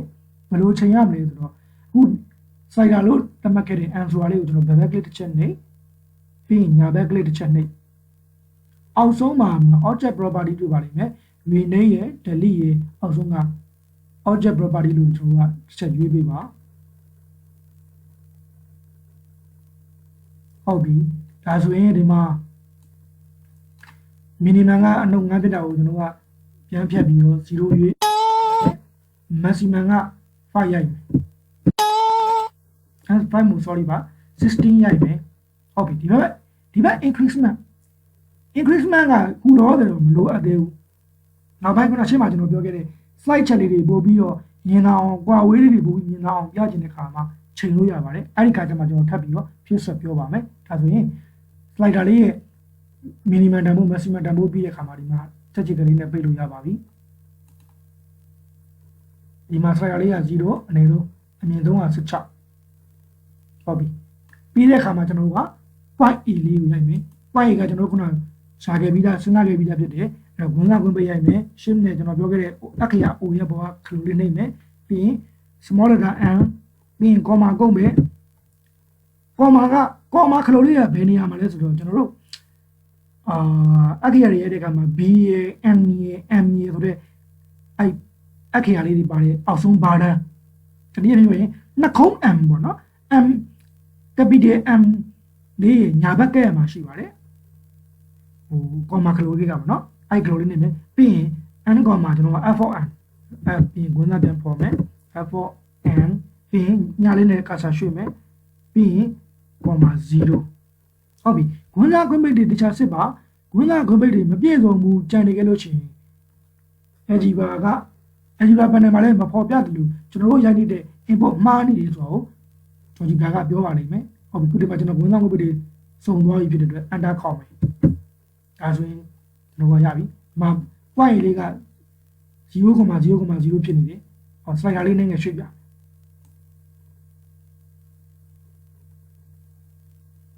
ဟုတ်ပြီ slider လေးက 4.5 ဆိုတဲ့နေရာမှာရောက်နေတဲ့အတွက် x တန်ဖိုး 4.5 ဒီမှာလည်းကြည့်ပါပို့ပြီးမြင်အောင်ပြောပါမယ်ဟော ဒီ point A လေးရှိရဲ့ x coordinate က 4.5 ဖြစ်ပါတယ်4နဲ့5ကြားအလဲတဝက်တဲ့မှာရှိပါတယ်ဟုတ်ပြီနောက် 1b ရိုက်ပြီ 1b က g ရောsorry ပါခွင့်နာခွင့်ပေးရိုက်မယ် n, g of n ပြီးကာဆာလေးရွှေ့မယ် 0 ပြီး enter ခေါက်မယ်ဒီမှာလည်းပဲ point A မှာရှိတဲ့ x coordinate point B မှာရှိတဲ့ x coordinate အဲ့ဒီ x coordinate နှစ်ခုလုံးကဒီ slider လေးမှာရှိတဲ့တန်ဖိုးနဲ့တူတူပဲ slider လေးရွေးသလိုသူကတန်ဖိုးအတူတူလိုက်ရွေးမှာဖြစ်တဲ့အတွက်ဒီ x A point မှာရှိတဲ့ x coordinate B point မှာရှိတဲ့ x coordinate အတူတူပဲဖြစ်တယ်ဟုတ်ပြီအခုဒီမှာ point တစ် point ကိုရပြီဆိုအဲ့ point တစ် point ကိုဆက်တော့မယ်နားညီတိတိကလေးအောက်ခြေနာဖြစ်အောင်ကျွန်တော်ဆက်တော့မယ်ဟုတ်ပြီအဲ့ဒီ point တစ် point ကိုဆက်ပုံစံလေးကျွန်တော်ပြောမယ်အပေါ်မှာအခုကျွန်တော်ထောက်ပြခဲ့တယ်ဒီမှာ move to the setting tools လေးတွေဒုတိယမြောက်က point တတိယမြောက်က line အဲ့ setting tool လေးတွေများစွာရှိနေတဲ့ကမှတတိယမြောက် tools ဖြစ်တဲ့ဒီ line ဆိုတဲ့လူလေးအောက်မှာအခုကျွန်တော် pointer လေးထောက်ပြထားတယ် down arrow အနီရောင်လေးနဲ့တတိကံလေးတွေ့ရလိမ့်မယ်သူ့ကိုတစ်ချက်နေလေပါနှိပ်ပြီးတဲ့အခါမှာဒီမှာ segment တွေ့ပါလိမ့်မယ် segment လေးကိုရွေးပေးပါ segment ကဘယ်လိုလုပ်လဲဆိုတော့ကျွန်တော်ဆက်ချင်တဲ့ point နဲ့ point ကြိုက်တဲ့ point ကနေရင်ဆက်ပါကျွန်တော်က A ကနေ B ဆက်မယ် B ကနေ A ဆက်လဲကြိုက်လို့ဆက်လို့ရပါတယ်ဆိုတော့ကျွန်တော်က A ပြီး B ဟုတ်ပြီ point နဲ့ point ဆက်ပြီးသွားပြီဆက်ပြီးသွားဆိုရင်အခုကျွန်တော်တို့ရွေးလိုက်တဲ့ segment ဆိုတဲ့ function လေးအဲ့ဒီ function လေးကိုကျွန်တော်ပြန်ပြီးတော့ cancel ဖြီးပေးရပါတယ်ဖြီးရဘလို့ဖြီးရလဲဆိုတော့ခု level ဆုံးမှရှိတဲ့မြားလေးကိုအပြာရောင်လေးပြောင်းအောင်ရွေးပေးလိုက်မယ်ဆိုရင်ကျွန်တော်ရွေးခဲ့တဲ့ segment set တွေကိုပြန်လဲဖြီးပြီးလာရသွားပါပြီ။ဘာကြောင့်ဖြီးရလဲဆိုတော့အဲ့လိုဖြီးလိုက်မှသာလေကျွန်တော်ချန်နယ်ချားရွေးခြင်းနဲ့မှာဒီ graphic ကိုကြိုက်ရလက်ရတွေဒီဘက် setting တွေကြိုက်ရရွေးလို့ရမှာဖြစ်ပါတယ်။အကယ်၍မဖြီးဘူးဆိုရင်ဘာမှဆက်လုပ်လို့မရပါဘူး။ဟုတ်ပြီ။ဒါဆိုရင်ကျွန်တော် point နဲ့ point ရပြီ။ now speed ထဲမှာရှိမဲ့ point အဲ့ဒီ point ကိုရှာမယ်။သို့တော့အဲ့ဒီ point ကိုမရှာခင်မှာဒီ AB မြင်းရဲ့ element point တွေကိုရှာမယ်။တနည်းအားဖြင့်ပြောရင် point C ပေါ့ point C ကိုကျွန်တော်ရှာခဲ့ပြီးသားဖြစ်တယ်။အဲ့ point C ကိုရိုက်မယ်။ဝင်စားပြီး n, 1/2 1အပိုင်းကကျွန်တော်ပြောခဲ့တယ်။အောက်ဆုံးမှာshift under key ရဲ့အောက်မှာ shift ရှိတယ်။အဲ့ဒီ shift key ရဲ့ဘယ်ဘက် bracket မှာ question mark နဲ့မြင်အောင်လေးရှိတယ်။အဲ့ close လေးကိုနှိပ်ပါ။ပြီးရင် 2ပြီးရင် ဝင်စား1/2နောက်တစ်ခါ f of n f of n ပြင်ကာဆာလေးရွှေ့မယ်အပေါင်းလက္ခဏာရိုက်မယ်ဝန်က gravity တကြောင်စစ်ပါ black g of n ပြင်ကာဆာလေးကိုညာဘက်ရွှေ့မယ်နောက်တစ်ခါတစ်ချက်ရွှေ့မယ်အဲ့ဒီကကြမှာပြင် comma ကုန်မယ်ပြင် z ကိုရင်းတန်မှုက xy plane မှာဖြစ်တဲ့အတွက်0ဟုတ်ပြီဒီကြောင်ဝန်က gravity ကျွန်တော်တစ်ခါထပ်စစ်မယ်ဟုတ်ပြီပြည့်စုံသွားပြီဆိုကျွန်တော် under လေးခေါ်လိုက်မယ်point C လေးရပြီဗျာဟုတ်ပြီအခု point C မှာရှိနေတဲ့ x coordinate ကိုလည်းကြည့်ပါအဲ့ x coordinate point A ရော point B မှာရှိတဲ့ x coordinate လေးတူတူပဲဖြစ်ပါတယ်ဟုတ်တာပေါ့ဒီအောက်ခြေနာလေးရွေးတဲ့နေရာမှာသူကတဘာလဲလိုက်ယူမှာဖြစ်တဲ့အတွက် A point ရွေးရင် B point လည်းယူမယ်ဗျာ B point ရွေးရင် C point မှာတခါလိုက်ယူမှာဖြစ်တဲ့အတွက်သူဒီ x coordinate တန်ဖိုးတူးနေတာပေါ့ဟုတ်ပြီနောက် y coordinate ကိုကျွန်တော်မပြောသေးဘူးเนาะ y coordinate တူတာမပြောသေးဘူးကျွန်တော် x coordinate ကိုပြောနေတာဟုတ်ပြီဒီ mid point လေးရပြီဆိုရင်ဒီ mid point ကနေပြီးကျွန်တော်ဘာဆက်စဉ်းစားလို့ရဆိုတော့ space ထဲမှာရှိမဲ့ point D ဆိုတာကခုရခဲ့တဲ့ mid point မှာရှိတဲ့ x coordinate တန်ဖိုး y coordinate တန်ဖိုးတူတူပဲ z coordinate ပဲလွဲသွားလိမ့်မယ်ဒါကြောင့်ကျွန်တော်ဝင်စားပေးပေးမှာကျွန်တော်ရိုက်မှာကဆိုတော့ point C မှာရိုက်ခဲ့တဲ့တန်ဖိုး n, 1 over 2ပြင်ခွင့်စား f of n ပြင်ကစားလေးရွှေ့မယ်အပေါင်းလက္ခဏာ g of n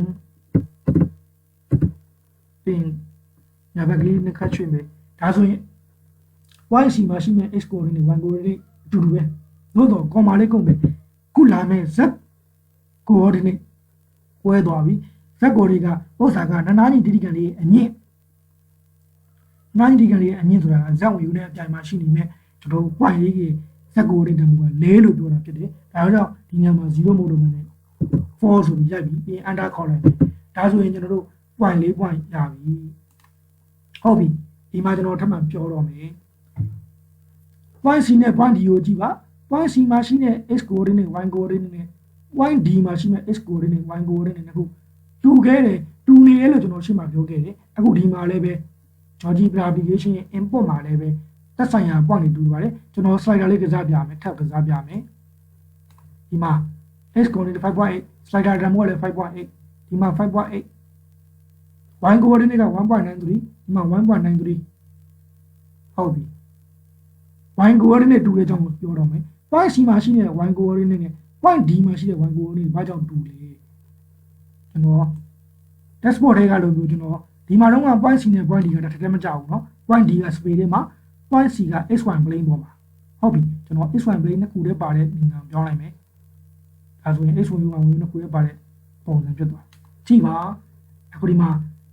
AB line လေးပေါ်မှာရှိတဲ့ point C နဲ့ space ထဲမှာရှိမဲ့ point D ကဒီမှာဆိုရင် 2D plane မှာ 2D plane နေနဲ့မြင်ကြည့်မယ်ဆိုရင် point C နဲ့ point D ကတထည်းသွားကြတဲ့အခါမှာဒီမှာ2 1 tempo 2အောက်နည်းငယ်ရောတဲ့အတွက်ဒီမှာကြည့်ရင် 1.93 ပါဟုတ်ကျွန်တော်ဒီမှာ slider လေးထပ်ရွှေ့ပြထားပြအောင်ဒီမှာ y coordinate မှာ1တဲ့အပေါ်နည်းငယ်မှာရှိတဲ့အတွက်သူ့ရဲ့တန်ဖိုးက 1.55 ဟုတ်ပြီပို့ပြီးမြင်တော့ဒီမှာ space ထဲမှာရှိတယ်ဒီမှာတော့ space ထဲမှာ point D ဒီကောင်က xy plane ပေါ်မှာ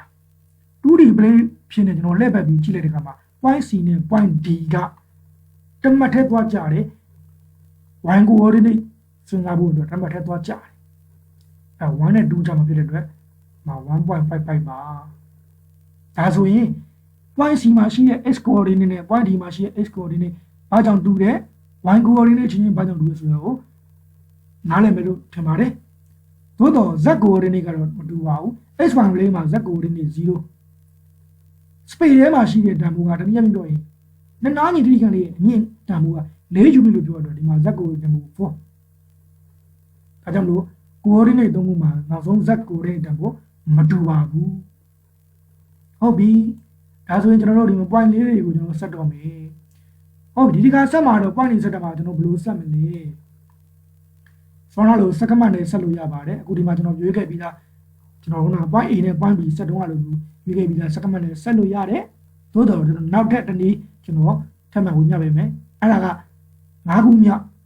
အခု polygon ဆိုတဲ့ tool slate ဖြစ်ပါတယ်အဲ့ဒီ polygon ဆိုတဲ့ tool slate အောက်မှာ down arrow လေးရှိတယ်ဒီကြောင်ပို့ပြီးတော့ polygon ကိုထပ်ရွေးပေးမယ် polygon ရဲ့သဘောကကျွန်တော် point A ဟိုပြောချင်တာကကျွန်တော်ဝင်ရိုးကိုလှည့်တဲ့အခါမှာ clockwise anti-clockwise လှည့်လို့မျိုးကြိုက်ရဘက်ကပတ်လို့ရပါတယ်အခုကျွန်တော်ပုံကနေပြမယ်เนาะအခုကျွန်တော် A ကနေစမယ်ဆိုရင် A ပြီးရင် D D ပြီးရင် B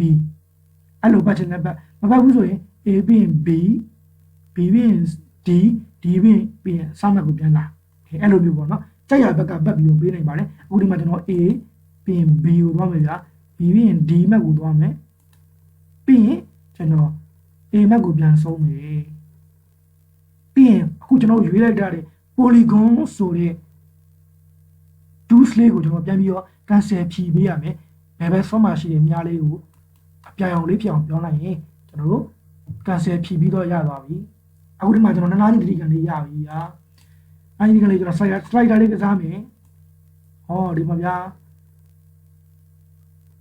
ကပ်နှစ်ခုဘောင်းတက်လောက်ထားတဲ့ region အတွင်းထဲမှာကြိုက်တဲ့နေရာကိုရွှေ့ပြီးစားလို့ရနိုင်ပါတယ်ဟုတ်ပြီဒါဆိုရင်ကျွန်တော်အခုမြင်တွေ့ရတယ်မှာဆို point A ရဲ့ point C ရဲ့ point B တွေ level တွေရှုပ်နေတယ်ဗျာ level တွေရှုပ်ညောင်ကျွန်တော်ပြန်ဖြောက်တော့မယ်ရှင်းပါတယ်ကျွန်တော်ပြောခဲ့ပါတယ် level တွေရှုပ်နေရင်ကျောင်းသားတွေအမြင်မရှင်းဘူးဒါကြောင့်မို့ level ဖြောက်ပြီးပြောမယ် point A ကိုဖြောက်ခြင်း point A ကို left ဘက် click တစ်ချက်နေပြီးရင်ညာဘက် click တစ်ချက်နေပြီးတော့ဒုတိယမြောက် show level ဟဲ့ဒါဆိုရင်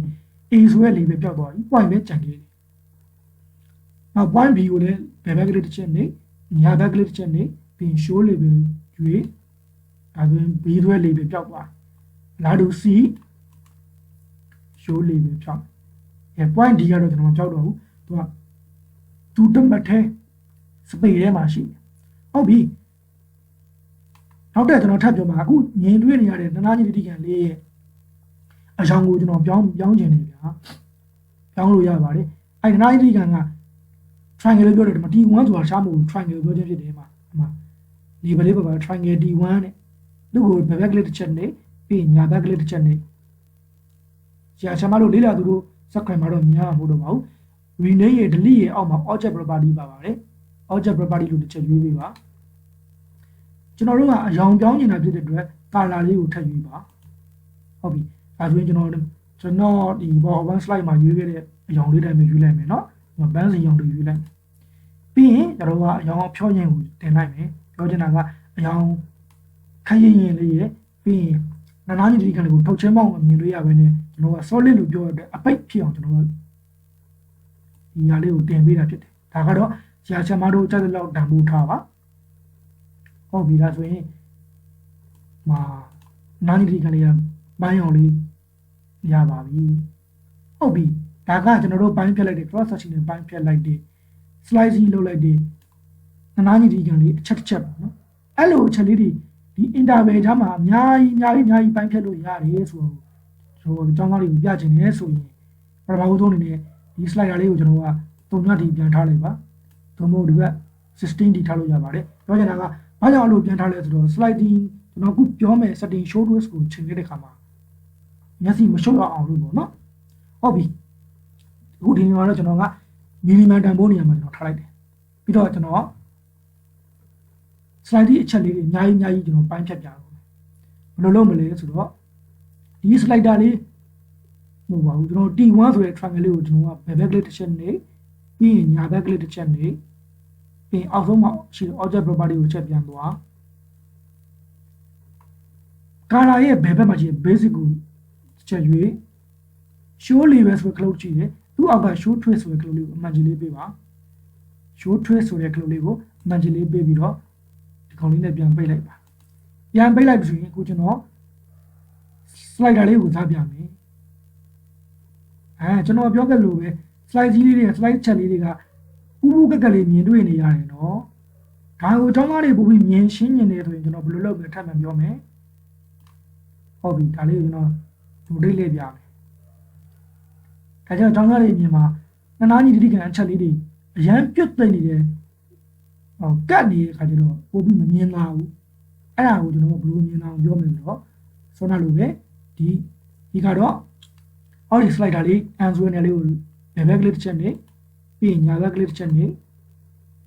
object property ကိုတစ်ချက်ယူပြီးပါရှင်းပါတော့ကျွန်တော်ပြောခဲ့ပါတယ် slider လေးရဲ့ minimum တန်ဖိုး maximum တန်ဖိုးချိန်စဉ်တုန်းကကျွန်တော်ပြောခဲ့ပြီးသားပါအခုထပ်မှန်ပြောပါမယ်အဲ့ဒီတုန်းကကျွန်တော်ဒီ increasement ကိုဘာမှမလုပ်ခဲ့ဘူးအခုဒီ increasement ကိုလုပ်တော့မယ်ဘယ်လိုလုပ်မလဲအဲ့ဒီ slide ချက်လေးတွေဂျားအကွာဝေးတနည်းပြောရင်တနည်းအပြင်ပြောရင်အခုကျွန်တော်ရွေးမယ် slider လေးတနည်းအားတွေတနည်းအားရွေးမယ်ဂျားအကွာဝေးကိုကျွန်တော်ထားပေးလိုက်မယ်0.3 ထားပေးလိုက်မယ်ပြောချင်တာကဟောဒီအခုဒီမှာအန်တန်မိုးက0ဖြစ်နေတယ်နောက်တနေရာရောက်ရင် 0.3 နောက်တနေရာရောက်ရင် 0.3 ပေါင်းသွားပြီးတော့ ဂျားကွာဝေးလေးတူနေမှာဖြစ်တယ်ဟုတ်ပြီ 0.5 ဆိုရင်ရန်ကြီးကြီးသွားမယ်เนาะ 0.3 လောက်ပဲထားပါပြီးရတယ်ကျွန်တော်ဒီမှာပိတ်လိုက်မယ်ပြင်ကျွန်တော်ဒီမှာ slider လေးပြန်ကစားပြဒီခါကျမှလည်းအရန်ကြီးလဲ interval မကွာဟာလို့ပို့ပြီးလဲပို့ပြီးမြင်ရှင်းသွားပါလေကျောင်းသားကျောင်းသူတွေလည်းပို့ပြီးမြင်လာသွားပါတယ်ဒါဆိုရင်ကျွန်တော်တို့ကစားခြင်းတဲ့ slider လေးက16ဒီကစားလို့ရတယ်သို့တော်ဒီမှာတော့ 3D graphic မှာကပုံကကျင်းတဲ့အတွက်အဆုံးထိမပါဘူးဆုံးထိပြလို့ရှိရင်ကျွန်တော်ပြောခဲ့သလိုပဲအရန်ကြီးပြုတ်သိမ့်သွားပြီးတော့ကြည့်မလာတော့ဘူးဒီလောက်နဲ့ကျောင်းသားတွေမြင်အောင်ကျွန်တော်တက်တည်ပြလို့ရပါတယ်ဟုတ်ပြီပို့ပြီးမြင်တော့ကျွန်တော်ဒီမှာဟိုဘက်ဒီဘက်လှည့်ပြမယ်ဘက်ပေါင်းစုံတောင်ပေါင်းရှူတောင်ပေါင်းစုံပြမယ်ဒီမှာကျွန်တော်တို့ပေးထားတဲ့ F4S cap နဲ့ GeoX cap နှစ်ခုကြားမှာရှိတဲ့ region လေးကိုကျွန်တော်တို့ကအနားကြီးတိတိကျကျဖြစ်အောင်ကျွန်တော် slicing cross section နဲ့ပိုင်းဖြတ်တဲ့အခါမှာယခုလိုနားကြီးတိတိကျကျလေးအများကြီးရပါတယ်ဒီရလာတဲ့နားကြီးပုံလေးကိုကျောင်းသားတွေမြင်အောင်ယခုကျွန်တော်ပြောပြသွားတဲ့ဝေမျှပေးသွားတဲ့နီလန်းလေးတွေကိုတိုင်းဆရာချမတို့လေ့လာသူတို့ကိုယ်တိုင်ပြန်လေ့ကျင့်ပြီးတော့ဆွဲလာမယ်ဆိုရင်နောက်ပိုင်းကျွမ်းကျင်သွားပါလိမ့်မယ်ဟုတ်ပြီအခုဒီနေရာလေးရပြီအခုကျွန်တော်ဆွဲခဲ့တဲ့ပုံလေးကိုနောက်ထပ်ဆရာချမတို့လေ့လာသူတို့နောက်ထပ်စာသင်ချိန်တွေနောက်ထပ်စာသင်ချိန်တွေမှာထပ်မံကျွန်တော်ပြခြင်းတယ်ပြန်မဆွဲခြင်းဘူးဆိုရင်စေ့ရမယ်ဒီလန်လေးပြောပါမယ်ဘယ်လိုစေ့မလဲအခုမှကျွန်တော်တို့ကကျွန်တော်အပါဝင်ဆရာဆရာမတို့လေ့လာသူတို့ကအခုမှဒီပုံကိုစဆွဲတာဆိုပါစို့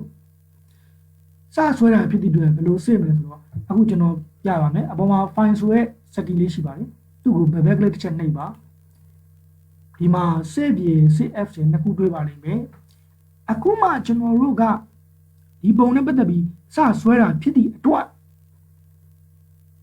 ဆွဲပြီးတော့ဘာ edit ဘာမှမပြုတ်ပြင်ရသေးဘူးကျွန်တော်လိုအပ်တဲ့ချက်လက်တွေကိုပဲကျွန်တော်ကအသားပေးရိုက်ပြီးဆွဲတာဖြစ်တဲ့အတွက်ပထမဆုံးအချိန်စဆွဲတာဖြစ်တဲ့အတွက်ဒုတိယမြောက် CF နဲ့ဆေးပါမယ်အပေါ်က CS အပေါ်ကရိုးရိုးဆေးကဘာလဲဆိုတော့ဒီပုံကိုကျွန်တော်ပထမစာသင်ချိန်မှာကျွန်တော်တင်လိုက်တယ်ပြလိုက်တယ်ပြရင်းနဲ့မှဆရာဆရာမတို့စိတ်တွေလေးလာသူတို့စိတ်ထဲမှာ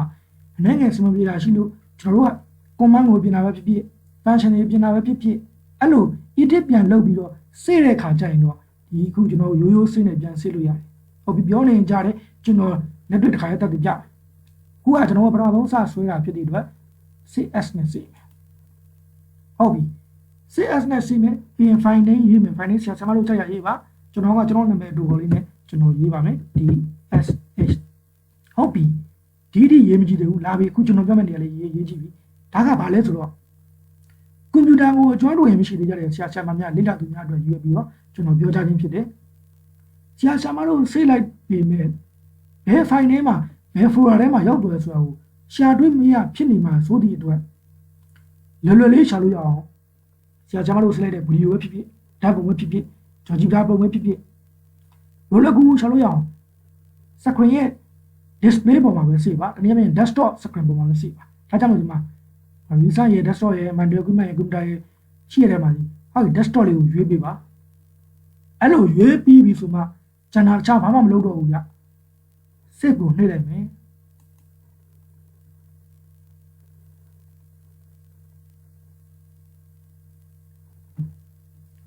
ဟုတ်ပြီဒါကကျွန်တော်အခုပြောနေတာကပထမအဆုံးချိန်စဆေးမယ်ဖြစ်စဉ်နဲ့ပြဿနာကြီးကျွန်တော်ပြောတာဖြစ်ပါတယ်ဟုတ်ပြီခဏစောင့်ပေးပါရပါပြီဒါဆိုရင်စေ့ပြီးသွားပြီစေ့ပြီးတော့လည်းကျွန်တော်ဆရာဆရာမတို့ကိုတကယ်လက်တွေကိုယ်တိုင်ဖွင့်ပြမယ်ဒီကောင်လေးကျွန်တော်ပိတ်လိုက်မယ်เนาะဟုတ်ပြီကျွန်တော်နာမည်ပေးခဲ့တဲ့ DSH ဟောဒီမှာကျွန်တော် DSH တွေ့ပြီ DSH ဆိုရဲကျွန်တော် file တွေ့ပြီသူ့ကိုဖွင့်ဖို့ရတဲ့ double click ကျွန်တော်ကနှစ်ချက်နှိပ်ပြီးဖွင့်လိုက်မယ်ဟောဒါဆိုရင်ကျွန်တော်တို့စေ့ခဲ့တဲ့အတိုင်းပဲမှာ slide လေးကစားရမယ်အဲ့တိုင်းပဲကျွန်တော်ကအချိန်မျိုးကြိုက်တဲ့အချိန်မှာကျွန်တော်ဖွင့်ပြီးတော့အသုံးပြုလို့ရပါပြီဟုတ်ပြီဒါဆိုကျွန်တော်ပြန်ပိတ်လိုက်မယ်เนาะဟုတ်ပြီဒီကကျွန်တော် ထပ်ပြီးပြောမှာကဘာလဲဆိုတော့ပုံဆွဲပြီးသွားပြီစာသင်ချိန်တစ်ချိန်နဲ့ပြပြီးသွားပြီဟုတ်ပြရင်းနဲ့မှာကျွန်တော်တို့ကမလို့အပ်တဲ့ကျွန်တော်အမောင်းရမှုတွေကျွန်တော်လွှဲချော်မှုတွေကိုကျွန်တော်ပြန်ပြင်မယ်ဆိုပါစို့ဒီမှာဆိုပါစို့ဗျာကျွန်တော်ဒီမှာ triangle မုံ sorry ကျွန်တော်ဘယ်ကွန်လေးကိုကျွန်တော်ပြင်ပြရမလဲဆိုတော့ဟုတ်ပါလိဒီမှာကျွန်တော်ဒီ slide ကြီးချိုးထွေးစီဖြစ်နေတာကြီးကိုကျွန်တော်ကဖြောက်မယ်တတိယကြီးလည်းဖြောက်မယ်ပြင်လိုက်တယ်ဆိုပါစို့เนาะဒါကျွန်တော်နမူနာပြပြတာပေါ့เนาะဟုတ်ပြီဒီတတိယပုံကြီးကျွန်တော်ဖြောက်လိုက်ပြီသဘောကတော့ကျွန်တော် edit လုပ်လိုက်တဲ့သဘောကိုကျွန်တော်နမူနာပေးချင်တာပါเนาะဟုတ်ပြီ point ဒီကြီးလည်းကျွန်တော်ဖြောက်လိုက်မယ်ဗျာဟုတ်ပြီဒီနေသားလေးကိုပဲကျွန်တော်ကပြန်ပြီးတော့ကျွန်တော်ကကြိုက်နေတဲ့တည်းအဲ့ဒါတခုရှိလို့စာသင်ချင်းရှိကမှာဆရာဆရာမတို့ကိုယ်တိုင်လေ့လာသူတို့ကိုယ်တိုင်စိတ်ကြိုက်အချက်တွေကိုပြန်ပြင်ခြင်းနဲ့ပြန်ပြင်ပြီးမှစေ့ကျင်တဲ့ခါကျမှကျွန်တော်ပြောခဲ့တဲ့ဘောက file ကိုတစ်ချက်နှိပ်ပါအဲ့ဒီခါကျမှဒီမှာရိုးရိုး save ဆိုတော့နှိပ်ပါအဲ့ဒါကျွန်တော် save နှိပ်လိုက်မယ်ဟုတ်ပြီဒါဆိုရပြီကျွန်တော်ပြန်ဖွင့်ပြမယ်เนาะအဲ့ဒါအဲ့ဒါကိုကျွန်တော်ပြန်ဖွင့်ပြ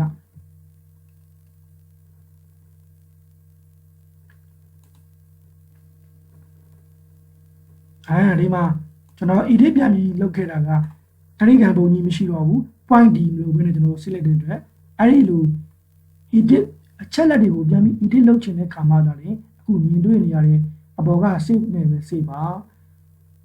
ပထမဦးဆုံးဦးဖြားစဆွဲမဲ့ပုံစာတွေစဆွဲမဲ့ 3D graphic တွေနဲ့ပတ်သက်ပြီးစေ့ချင်တယ်ဆိုရင်နာမည်ပေးချင်တယ်ဆိုရင်ဒီ CS နဲ့ save ပါ edit ပြန်လုပ်ပြီးမှစေ့ချင်တယ်ဆိုရင်အပေါ်ကရိုးစစ်နဲ့စေ့ပါလောက်ဆိုရင်ဆရာဆရာမတို့များအနေနဲ့ကျွန်တော်ဝေမျှပေးသွားတယ်အကြောင်းအရာလေးတွေကိုနားလည်လိမ့်မယ်လို့ကျွန်တော်မျှော်လင့်ပါတယ်အခုဒီဥစ္စာနံပါတ်2ရဲ့ပုတ်ခွဲလေး A ကိုနားလည်ပြီဆိုရင်ပုတ်ခွဲလေး B မှာပါမဲ့စီမီစာကေအဲ့ဒီစီမီစာကေကိုလည်းပို့ပြီးနားလည်တော့မှာဖြစ်ပါတယ်စီမီစာကေမှာဘာတစ်ခုထူးခြားလာလဲဆိုတော့အခုဒီမှာကျွန်တော်ပြောမယ်ဗျာpoint C နဲ့ point D မှာ point D ရဲ့ z coordinate တန်ဖိုးက4လို့ကျွန်တော်ကပုတ်စာကပေးထားတယ်။ဒီညပြီးဆိုရင်နနာကြီးဒီကအမြင့်က4လို့ပေးတဲ့အတွက် z coordinate တန်ဖိုး4ဟုတ်ပြီ။ပုတ်ခွဲလေး B မှာကျတော့စီမီစာကေရဲ့အမြင့်တနည်းအားဖြင့်ပြောရင်စီမီစာကေရဲ့ကျွန်တော်ဘောကနေပြီးတော့အဝန်းပေါ်မှာရှိနေ radius ရဲ့ကွာဝေးမပေးထားဘူးဗျာ။အဲ့ဒီမပေးထားတဲ့ခါကျတော့ကျွန်တော်အဲ့ဒီ point ရဖို့အတွက်ကျွန်တော်ရှာပုံရှာနည်းကျွန်တော်တို့ကထပ်ပြီးပို့လာတယ်ဒါကြောင့်မလို့အခုဒီပုတ်ခွဲလေး A ကိုကောင်းကောင်းနားလည်သွားပြီးဆွဲတက်သွားပြီးသဘောပေါက်သွားပြီဆိုရင်ပုတ်ခွဲလေး B ကိုကျွန်တော်ဝေမျှပေးတဲ့ခါကျရင်အစင်လွယ်ကူချောချောမှုပဲဆရာမတို့အနေနဲ့လေးလာသူတို့အနေနဲ့နားလည်သဘောပေါက်သွားပါလိမ့်မယ်ဟုတ်ပြီဒါဆိုရင်ကျွန်တော်ဒီဗီဒီယိုလေးကိုဒီမှာပဲကျွန်တော်ဆုံးသတ်လိုက်တော့မယ်အားလုံးသောဆရာမများနဲ့လေးလာသူများအပေါင်းကိုယ်စိတ်နေပြကျမ်းမာကြပါသည်ချမ်းသာကြပါသည်ဘေးရောဂါအန္တရာယ်ပေါင်းလေးကင်းဝေးကြပါစေလို့ဆုမွန်ကောင်းတောင်းရင်းနဲ့ဒီဗီဒီယိုလေးကိုကျွန်တော်ဆုံးသက်လိုက်ပါတယ်